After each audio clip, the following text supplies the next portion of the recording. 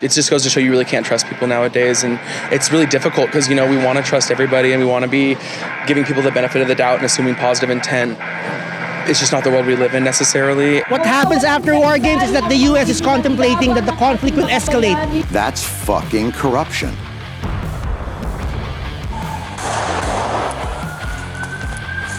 God damn it!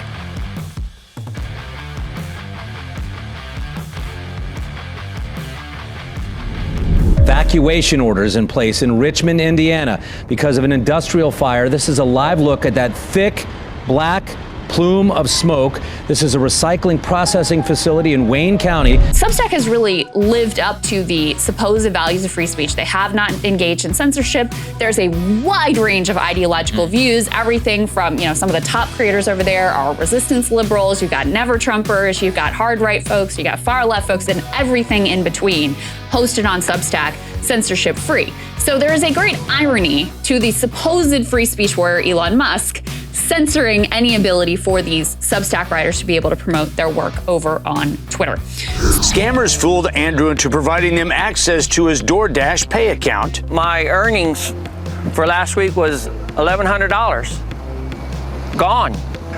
Andrew contacted DoorDash corporate to tell them that scammers had bagged his $1,100 paycheck, but DoorDash answered the call and is giving him that $1,100 back as a one-time courtesy. Crews are responding to an explosion there at the South Fork Dairy Factory in Dimmitt. Some of the debris was picked up on a weather radar. Outside of that, we're still trying to gather more details tonight. We do know that there has been at least one injury. Pipe in hand, neighbors say what played out in San Francisco's Marina District Wednesday evening was ugly. A 53-year-old severely slashed, attacked, and hit over the head. Neighbors say it was at the hands of a homeless man. Identified the victim as Don Carmignani, a former San Francisco fire commissioner. He suffered a fractured skull, broken jaw, and lots of lacerations to his face and head, says his good friend Joe Aliota Veronese. Don's a big guy. He's a big guy, and what it says to me is that this kind of thing can happen to anybody. Nobody is safe in San Francisco right now. Whole Foods is closing its largest store in San Francisco over safety concerns. Store managers tell us they're temporarily closing the mid-market location to ensure the safety of their team members. The store opened up just 1 year ago. Here's what we know. You can see flames shooting into the air as the fire ripped through several shuttle buses. The San Francisco Fire Department arrived on scene just after 10 o'clock, and we're told in total about a dozen buses were severely damaged, some of them a total loss. Now, the company that owns them is San Francisco Minibus, and according to their website, they handle charter tours around the city. They offer private events and taxi and limousine-like services. According to court documents, Momeni stabbed the Cash App founder 3 times in a planned and deliberate attack. At least one stab wound had punctured Lee's heart. Hours earlier, Lee, Momeni, his sister, and other friends were drinking together, and Lee was heard assuring Momeni that his sister was not doing drugs or anything inappropriate. The executive order should now expedite the response, especially when it comes to the use of Black Hawk helicopters monitoring fire activity. And as part of the state emergency, the National Guard is also ready to mobilize to help fight wildfires. Hot, windy, and dry weather conditions are known to start wildfires, and that's why we're seeing so many right now. The DNR says there have been 60 wildfires in the past week. In many of the cases, people were burning grass and debris. The Department of Natural Resources is asking residents to watch the fire danger signs in their area and take them seriously. Ocean County, this is just west of Toms River. This fire's grown to 500 acres on federal, state, and private property. Only 10% contained right now. Fire officials say more than 24 structures are being threatened. We have just learned a mandatory evacuation has been put in place for some of the residents right there in Manchester Township in Ocean County. And that is just one of at least 3 separate brush fires we've seen burning across New Jersey today. In addition to that one in Manchester Township, brush fires started in Jersey City this afternoon and tonight in Teaneck. It's being called a 1 in 1,000 1,000-year flood event. This area got more than 26 inches of rain in just an 8-hour period. To put that into perspective, that's about 40% of their annual rainfall in just one day. A truck carrying toxic soil from the East Palestine train derailment crashes, spilling its load on a highway in Ohio. Officials say about 20,000 pounds of soil spilled in Unity Township yesterday, which is just about 3 miles or so from where that derailment happened. They say the spill was contained and there's no threat to the nearby waterways. The driver did sustain minor injuries. Shocking video shows the moment a Brightline train slams into a car carrier trailer in Hollywood. The train was carrying lumber as well as hazardous materials. Around 8:30 a.m. this morning, it was traveling east of Jackman when it encountered a track washout. Officials with CPKC say the fire only occurred in the locomotive and lumber cars. The hazardous materials did not catch on fire and are not at risk of leaking. As the railroad brought in heavy equipment to remove the train cars from the scene, we could see tank cars that typically carry hazardous materials attached to the train but didn't derail. The Norfolk Southern spokesperson would not confirm this information. Some breaking news off the top. Hundreds of teens flooding into downtown Chicago tonight, smashing car windows, trying to get into Millennium Park, prompting a major police response. Within the past few minutes, shots were fired near the corner of Madison and Michigan. Now, we had a news crew on the scene, but they had to move because of safety concerns. Plan is, once it gets there tomorrow morning before the session starts, they plan to swear him in on the steps of the Capitol again in Nashville. That happened the same thing with Justin Jones, and that was a powerful moment as well. So you feel that ground swelling. Maybe about a week ago, no one knew who these young men were outside the state of Tennessee. So a big difference now. You had a vice president show up here. You've got people all across the country booking these young men on talk shows, and they feel galvanized by the fact that folks are leaning into this moment, especially with all the gun violence that's happening across this country. Person. It's not about one position, but it's about a movement of people power to restore the soul and heart of what this building should represent, and that is democracy. Yes! Democracy still works, and people power always wins. What's the joint message that y'all want to send to the nation right now who's watching this about maybe not giving up on a movement? It is never a good idea to give up on a movement led morally right. It's never a good idea to give up on a movement led by people that look like this, who are committed to the ideals, but not just committed in heart, but in body and spirit. And they'll show up for the movement. They'll protest for the movement. They'll fight for the movement. And so to anyone who has doubted the South, anyone who's doubted the power of Tennesseans to advocate for an end to gun violence, anybody who's doubted the movement to end assault weapons ban, anybody who's doubted the movement, here's your answer.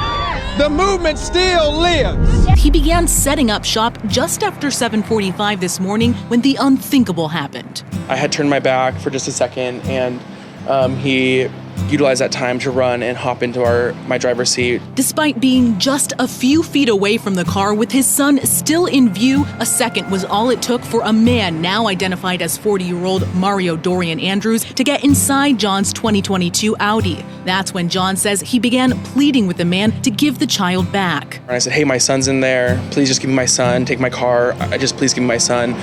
He hopped in and drove. The Clark County Sheriff's Office says deputies quickly responded to the family's 911 call, with John telling us the car was found just 15 minutes later, dumped near Northeast 88th Street and Highway 99. And while luckily the child was found safe still in the back seat, they tell us the man behind the wheel was still at large. That is until the family noticed someone tried to use their credit cards at the Vancouver Mall. He started running up our business card, to which Ashley had the notion of, well, let's just leave it and we'll see where he goes. After tracking purchases at Victoria's Secret and Foot Locker, the family says they spotted Andrews at JCPenney, where John then held the suspect down until authorities arrived and arrested him. The sheriff's office says Andrews is now facing charges for theft of a motor vehicle, kidnapping in the second degree, and reckless endangerment. First responders arrived on scene within 3 minutes. As they approached, gunshots were still being fired. Officers exchanged gunfire with the suspect who died during the incident. 113 Baker, we're on scene. We do have shots fired. 113 Baker, we're making entry from the From the east side of the rest of the main. I don't know what to do. I need your help.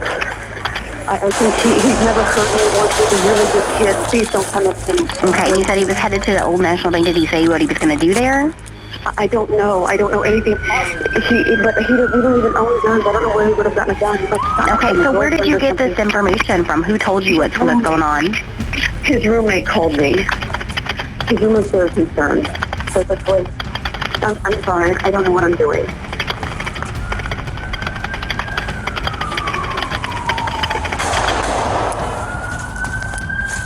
God damn it!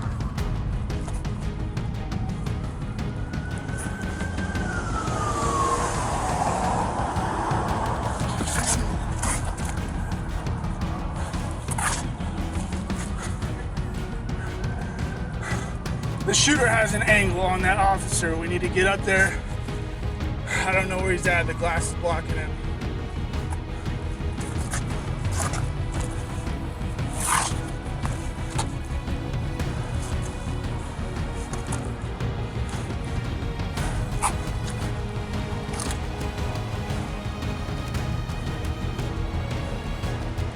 Yeah. Suspect down! Get the officer!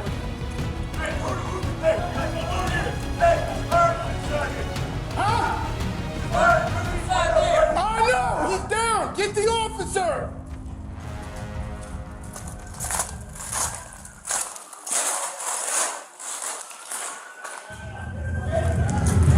EPA announced an ambitious new target yesterday, requiring 2/3 of new car sales in the United States to be fully electric by 2032. But here's the issue. We're so far behind on EV technology, we don't even really have a chance with the second generation. China already makes up 60% of the world EV market, and it is investing heavily in a battery supply chain that both ditches lithium and includes sodium. Because they are first, quote, in 2 years, China will have 96% of the world's capacity to make sodium batteries. Now, it may sound like we may make up the ground, but it is not easy. They have been investing in this for over a decade. Graduates of top universities are studying this tech. They state subsidize the companies that make these batteries to undercut any private Western competition, and they have a stranglehold even on the largest EV makers here in the United States, like Elon Musk, who is currently building a new facility in Shanghai and appears to have no qualms with doing business with the CCP.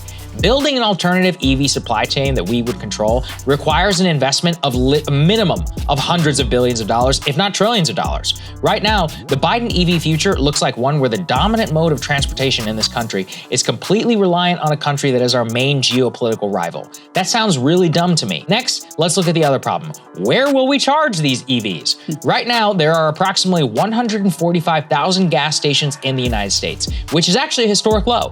With EVs, we have about 5,300 chargers. That sounds like a lot, but it is actually not, because the average fill time on a car at a gas station is only 2 minutes, meaning that you can service thousands of customers per day. Even on a level 2 charger, on average, it takes about 4 to 10 hours to charge a car from empty to full. You can get around this with things like Tesla superchargers, which will get you a decent range in 20 minutes, but the numbers on them for publicly available, dismal. There are approximately 28,000 fast chargers distributed across the US. The Biden administration only has current plans to fund approximately 5,000 more. Factor in the 20 minutes or so that it will take for the average EV battery to fill up here, and you are looking at a catastrophic mismatch in infrastructure that exists today to make this a part of day-to-day life. Any electric future that we live in will again require a separate Apollo program just to provide clean, reliable power on top of the infrastructure need to build EV batteries and then keep the supply chain here in the US. I don't want to sound like a doomer. Our country certainly has had the capacity to do some of these things in the past, but the past is the past. Our political system right now has no consensus, and the genuine seriousness that it would require to pull something off like this is way outside the capacity of an aged man like Joe Biden and Secretary Pete.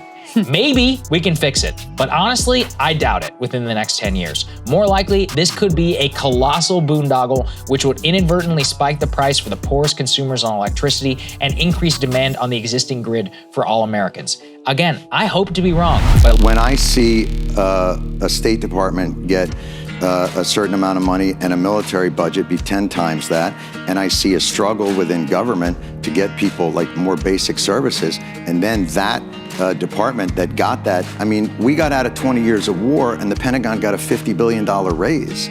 Like, that's shocking to me. Now, I may not understand exactly the ins and outs and the incredible magic of an audit, but I'm a human being who lives on the earth and can't figure out how $850 billion to a department means that the rank and file still have to be on food stamps. Like, to me, that's fucking corruption. I'm sorry.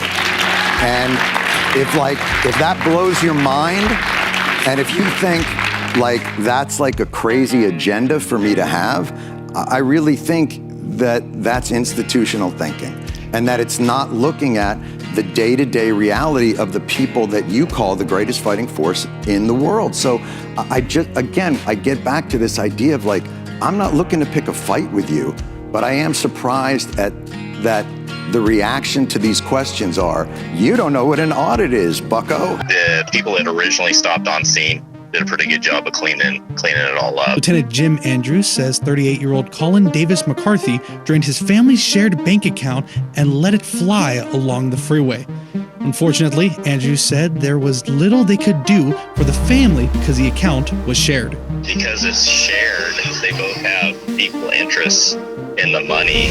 The Pentagon is reportedly trying to narrow down the number of people who may have had security clearance to the trove of classified documents first leaked on social media back in early March. As the search for the source of the leak continues, Washington is busy doing damage control. The revelation suggests the U.S. has spied on key allies, including Israel and South Korea. The current speculation is that this is very likely part of a large briefing booklet that is given to somebody like the chairman of the Joint Chiefs of Staff. Ergo, it very likely came from somebody around the chairman of the Joint Chiefs. There's an office of the Joint Chiefs of Staff here in Washington inside of the Pentagon, where they would aggregate this type of intelligence and deliver it to principals and give them like a briefing booklet. And clearly this was significant enough for them to include it because, and this takes some of the background, how do you even get some of your stuff included in the daily briefing? Based upon from what I've been able to read from people who've been involved in this, it's actually a real process. It's like a war between all the intel agencies to say like, what is the most significant parts of this? What should we be able to put? What do these senior leaders really need to know? The Washington Post is reporting that the leaked information could implicate a U.S. ally, Egypt, in the sales of weapons to Russia. The documents reportedly reveal Egyptian President Abdel Fattah al-Sisi ordering the production of 40,000 rockets for Moscow, and that he told officials to keep it secret to avoid problems with the West. Canada, Australia, New Zealand, that's called the Five Eyes. We have an agreement to share intelligence. Those people are all furious about this because they think the U.S. can't be trusted. It has nothing to do with Ukraine. This was buried deep inside of the documents and yet is stunning nonetheless. Private intel says that increased 5G services are increasing the risk of satellite interference that will disrupt commercial and military communications. The assessment warns that some of the new 5G frequencies could encroach on some satellite communications for the U.S. military and could even occur if military satellites are on a separate frequency. All I would say is I know there's a lot of 5G conspiracies and all that stuff out there, but you look at this, clearly it's disrupting something.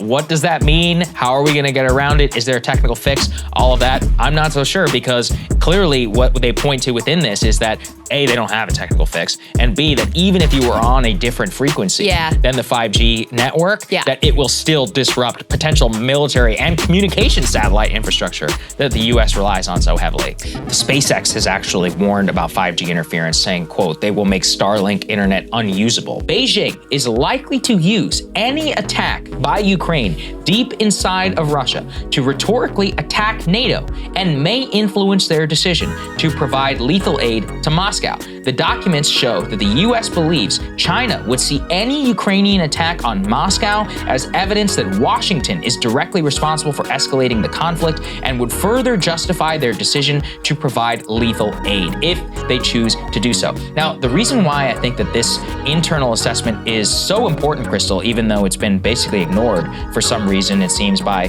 the media, is that inside of this, you can see the direct red lines. The suspect is a member of the intelligence intelligence wing of the Massachusetts Air National Guard. He's only 21 years old. Heavily armed agents arrested Jack Teixeira in North Dayton, Massachusetts, for allegedly leaking classified U.S. government and military documents. Those documents are said to be top secret and contain potentially damaging information.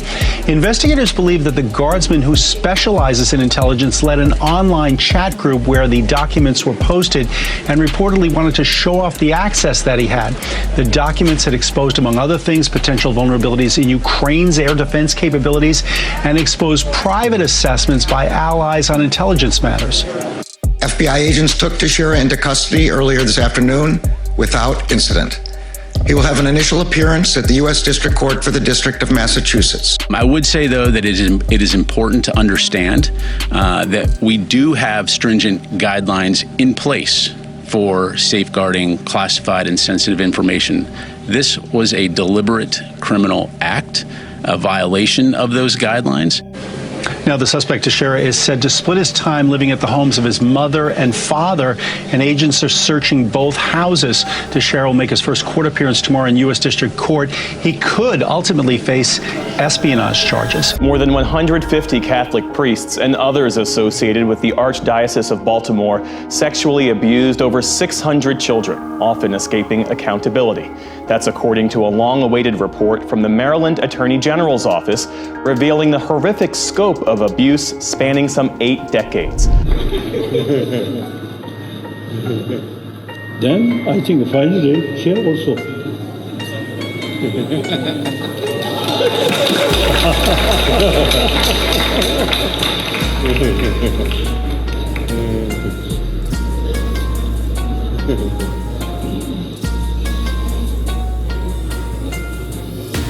Elsa, my tongue.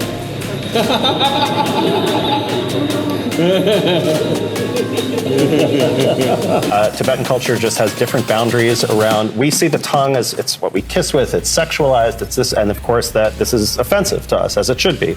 It's not seen that way in Tibetan culture. This is a part of the body. It's something playful.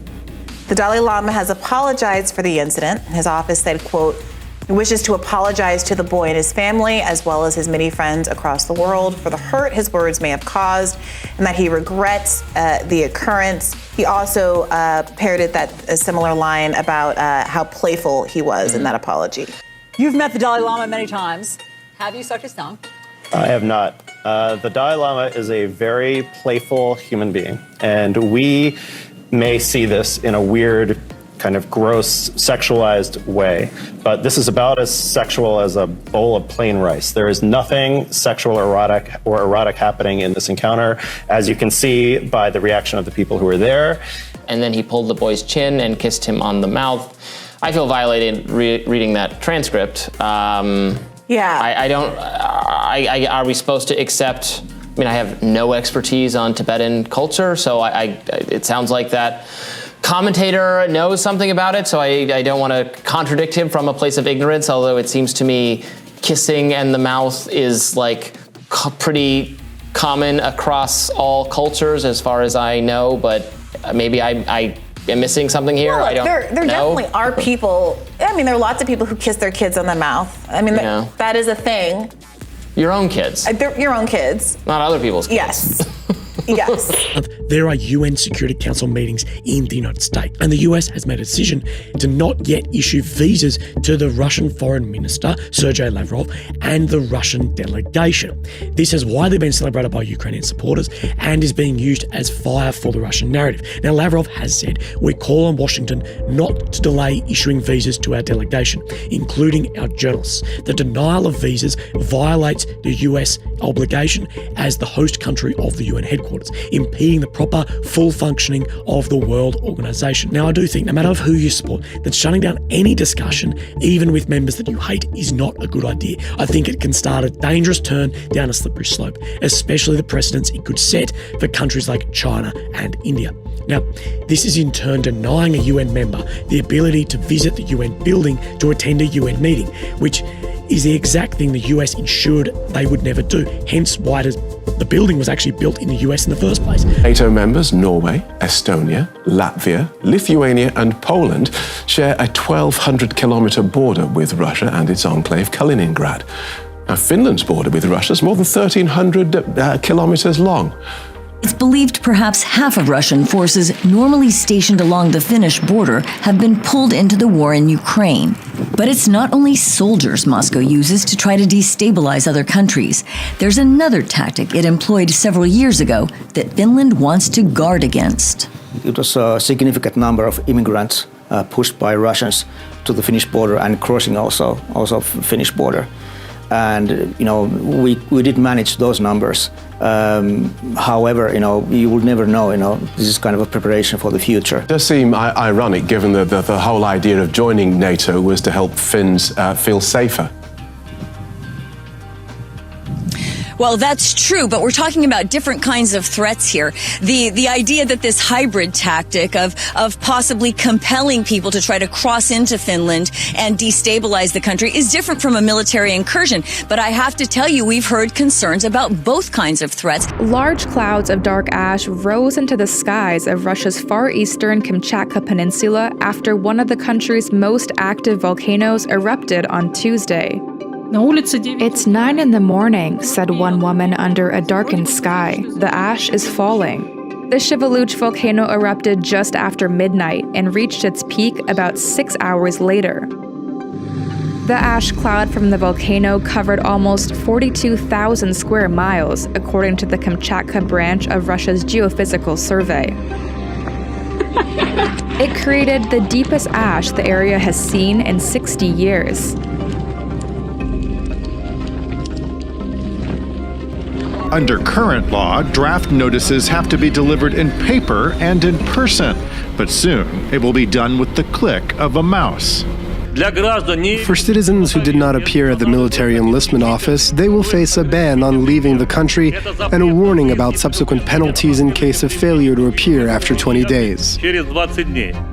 Under a new law, draft notices will be sent electronically, issued through a portal run by the government and already used for collecting taxes, processing passports, and social benefits.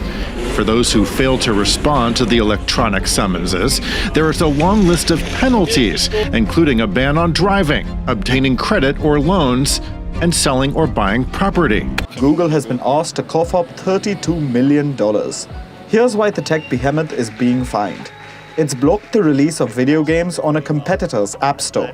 Why? So that the games would exclusively be available on Google Play Store. South Korea's Fair Trade Commission has accused Google of a lot, but mostly for using its clout to derail the business of a rival company called One Store.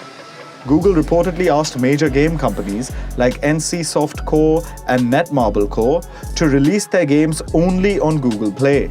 It offered many of these companies a quid pro quo arrangement. Companies release their games exclusively on Google's App Store. In turn, Google promotes their games.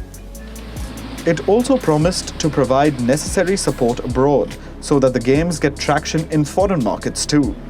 This practice went on from 2016 to 2018.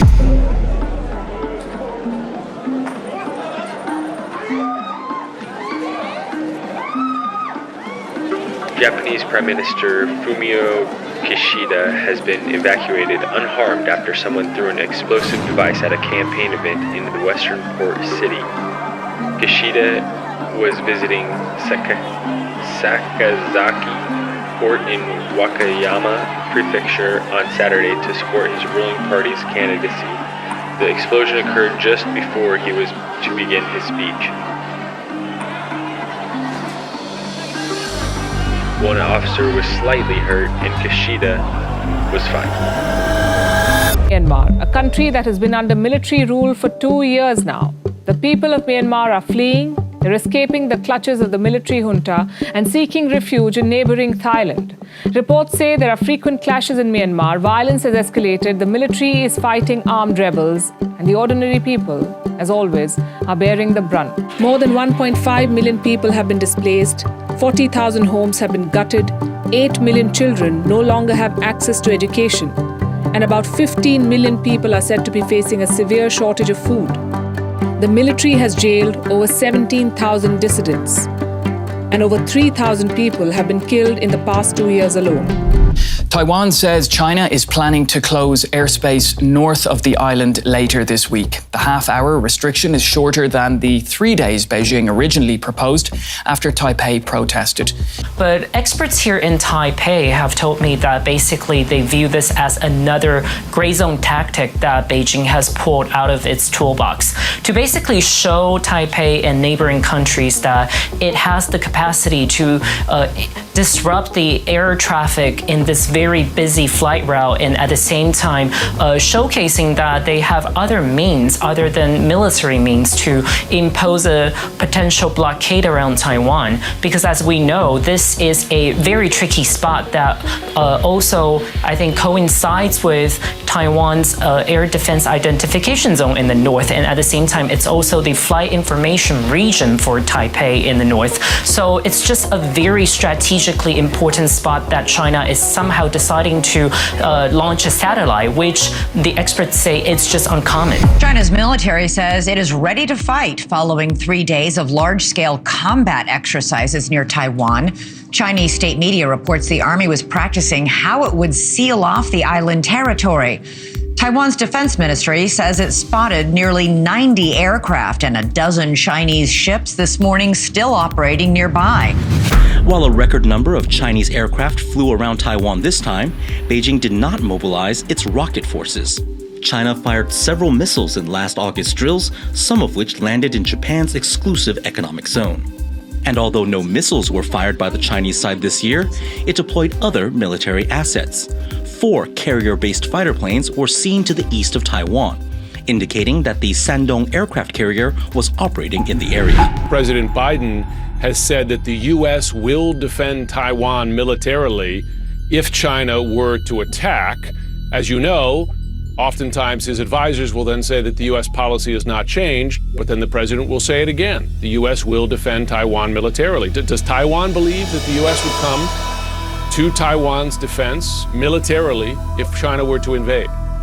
Well, there are different things the United States can do in an event of a Chinese military attack against Taiwan, but we have also made it very clear defending Taiwan is our own responsibility. It's our freedom, and it's our democratic way of life, and it's our sovereignty, and we want to defend ourselves. And what we see is that the United States seems to be more determined than ever in creating a situation that China would know that its military attack against Taiwan is going to be associated with a heavy cost. And we appreciate the United States for having this posture. China's Shandong wasn't the only aircraft carrier in the area. The United States carrier, the USS Nimitz, was not far away in the Philippine Sea. It had just taken part in a series of exercises with Japan and South Korea. The Philippines, it is conducting a military drill with America, their biggest ever. Now, this is an annual affair, only this time it's much bigger. More than 17,000 military personnel from the Philippines, the US, and Australia will participate in the drills. Around a dozen other countries will join as observers. The exercise will last until April 28th and will involve military personnel attacking a mock target warship in the South China Sea. It's the largest display of American firepower in Asia, and it is aimed at China. Number 2, the US has sent a naval destroyer. It came close to the contested waters between China and the Philippines. This is the USS Milius. It's a guided missile destroyer from America's 7th Fleet. It was seen patrolling around the Spratly Islands. This is off the coast of the Philippines. Both Beijing and Manila claim this territory, the Spratly Islands. The US warship came very close to the Mischief Reef. The Mischief Reef is a coral outcrop. It is part of the Spratlys. It is claimed by the Philippines, but Beijing has been controlling it since the 1990s. And they've built a base here. The Chinese have built a base on Mischief Reef. It's a base that is protected by missiles. The Americans came within a distance of 22 kilometers from this base. China saw this as a provocation. What does the US say? It says it is only exercising the freedom of navigation. Clearly, the War Games are intended to project U.S. power in Asia. It's not intended to defend the Philippines. It's not intended to help the Philippines modernize. It's really intended to showcase U.S. power, and it is a preparation for war. So what happens after War Games is that the U.S. is contemplating that the conflict will escalate. And now that we have more EDCA sites or forward operating bases, the Philippines will eventually be dragged into that kind of conflict, which is not necessarily in our interest. There's been gunfire and explosions in Sudan's capital, Khartoum, as the Sudanese army clashes with paramilitary forces. Burhan and Hemeti are fighting over power, and we're fighting for food and drink. They're fighting over authority and looting the country and the people. The military has been in charge of Sudan since a coup in 2021, during which both groups worked together. But now the Sudanese army says there'll be no room for negotiation until the RSF is dissolved. So both generals have been making promises, and they both have reneged on their promises several times. As far as people in the street, in Khartoum itself are seeing it, many people are sitting this down. They want to see what happens at the end of the day. For them, there is complete opposition to any military rule again. This weekend, the Oscar Mayer Wienermobile will transform into the Wienermobile of Love. It will be located next to the Little White Chapel on Las Vegas Boulevard. All you need is a marriage license. Hiker was on the Mount Wilson Trail of the Angeles Forest. The department's air rescue, along with Special Enforcement Bureau medics, were able to hoist the hiker into the helicopter. No word on the hiker's condition.